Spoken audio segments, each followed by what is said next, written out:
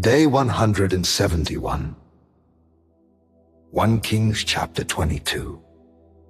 And they continued 3 years without war between Syria and Israel. And it came to pass in the 3rd year that Jehoshaphat the king of Judah came down to the king of Israel.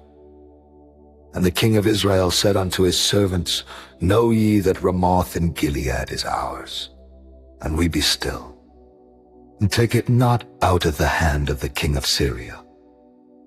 And he said unto Jehoshaphat, Wilt thou go with me to battle to Ramoth-Gilead? And Jehoshaphat said to the king of Israel, I am as thou art, my people as thy people, my horses as thy horses. And Jehoshaphat said unto the king of Israel, Inquire, I pray thee, at the word of the Lord today. Then the king of Israel gathered the prophets together, about 400 men, and said unto them, Shall I go against Ramoth-Gilead to battle, or shall I forbear? And they said, Go up, for the Lord shall deliver it into the hand of the king. And Jehoshaphat said, Is there not here a prophet of the Lord besides, that we might inquire of him? And the king of Israel said unto Jehoshaphat, There is yet one man, Micaiah the son of Imlah, by whom we may inquire of the Lord. But I hate him, for he doth not prophesy good concerning me, but evil. And Jehoshaphat said, Let not the king say so. Then the king of Israel called an officer, and said, Hasten hither Micaiah the son of Imlah.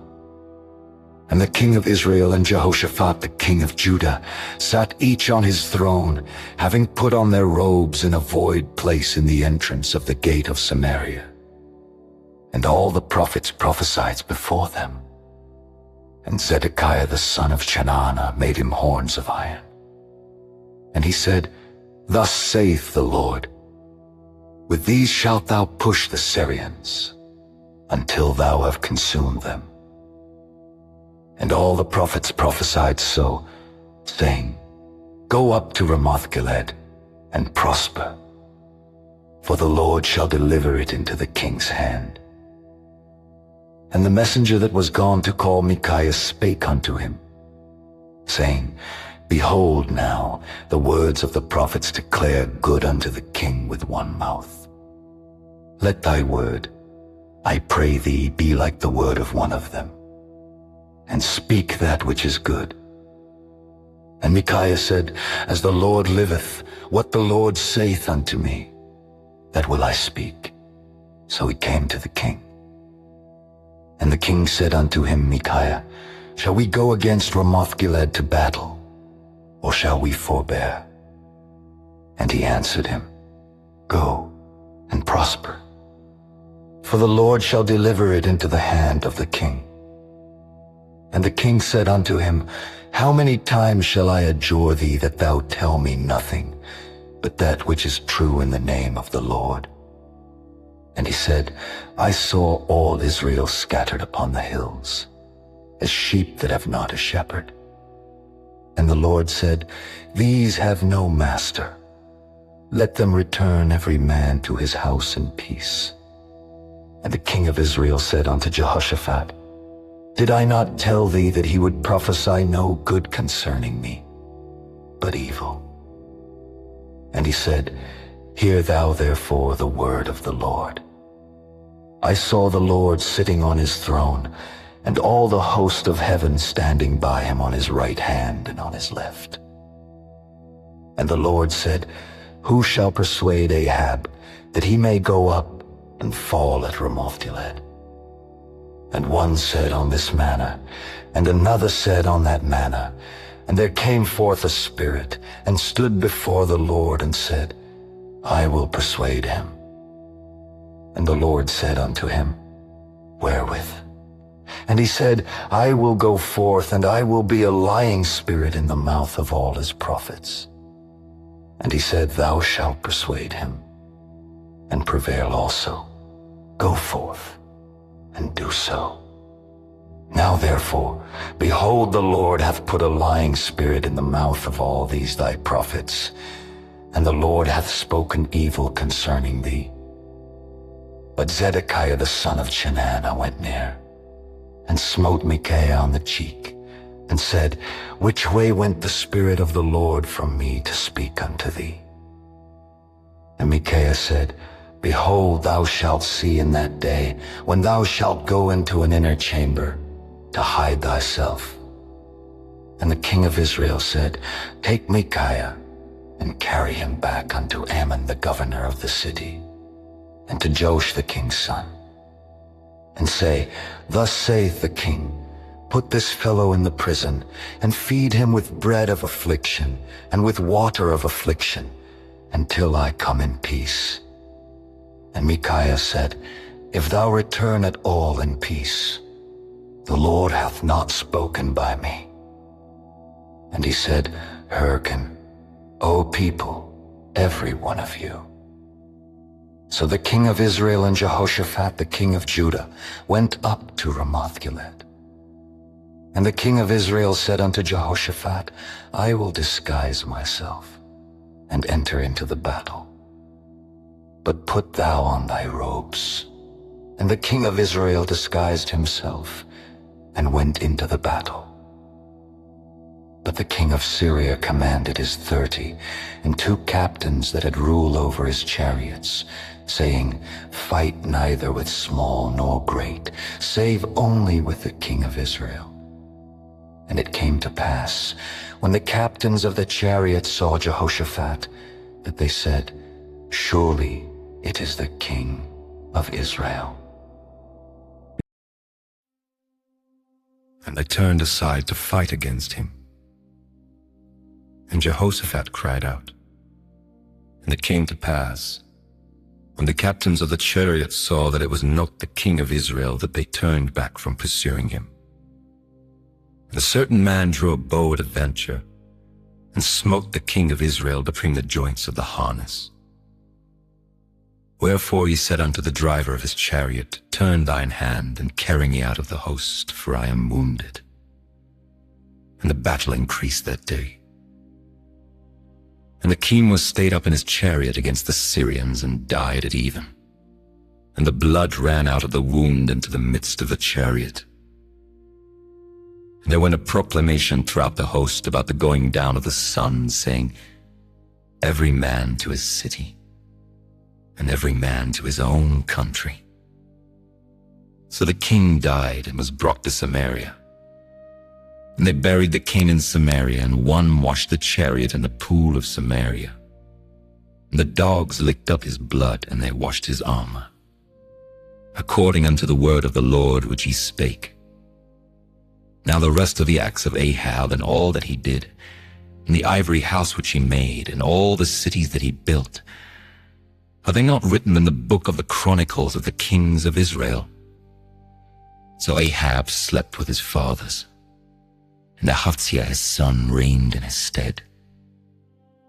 Acts chapter 13, verses 16 to 41. Then Paul stood up, and beckoning with his hand said, Men of Israel, and ye that fear God, give audience. The God of this people of Israel chose our fathers, and exalted the people when they dwelt as strangers in the land of Egypt. And with an high arm brought he them out of it. And about the time of 40 years suffered he their manners in the wilderness. And when he had destroyed 7 nations in the land of Canaan, he divided their land to them by lot. And after that he gave unto them judges about the space of 450 years, until Samuel the prophet. And afterward they desired a king. And God gave unto them Saul the son of Cis, a man of the tribe of Benjamin, by the space of 40 years. And when he had removed him, he raised up unto them David to be their king, to whom also he gave testimony, and said, I have found David the son of Jesse, a man after mine own heart, that shall fulfill all my will.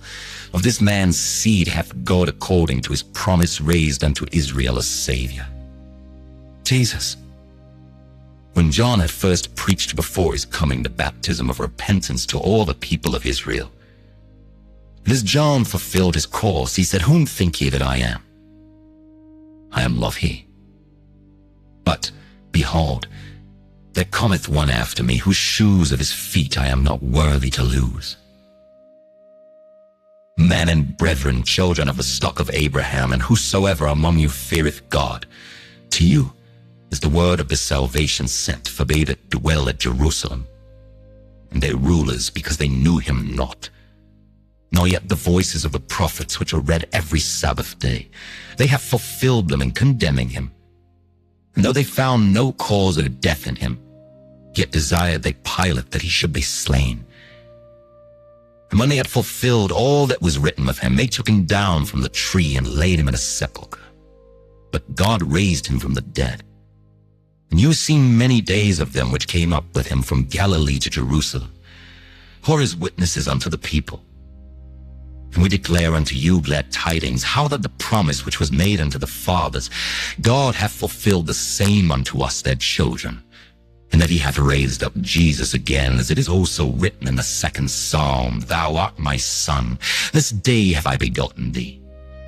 And as concerning that he raised him up from the dead, now no more to return to corruption, he said on this wise, I will give you the sure mercies of David, wherefore he saith also in another psalm, Thou shalt not suffer thine Holy One to see corruption, for David, after he had served his own generation by the will of God, fell on sleep, and was laid unto his fathers, and saw corruption. But he, whom God raised again, saw no corruption.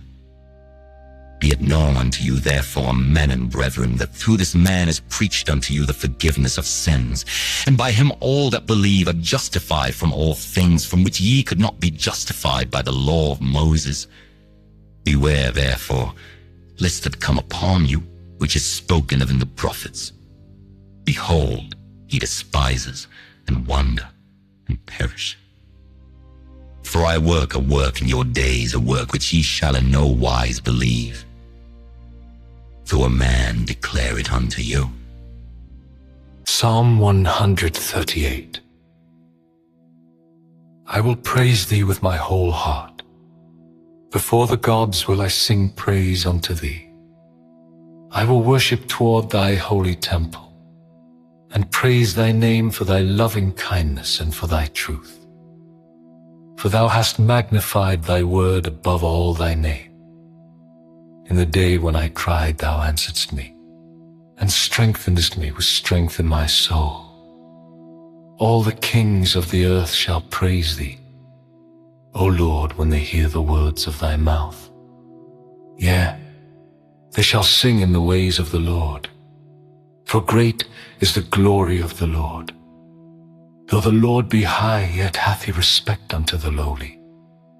But the proud he knoweth afar off. Though I walk in the midst of trouble, thou wilt revive me. Thou shalt stretch forth thine hand against the wrath of mine enemies, and thy right hand shall save me.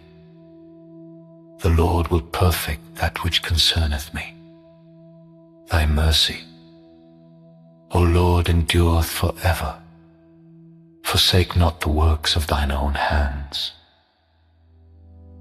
Proverbs chapter 17, verses 17 and 18. A friend loveth at all times, and a brother is born for adversity. A man void of understanding striketh hands, and becometh surety in the presence of his friend.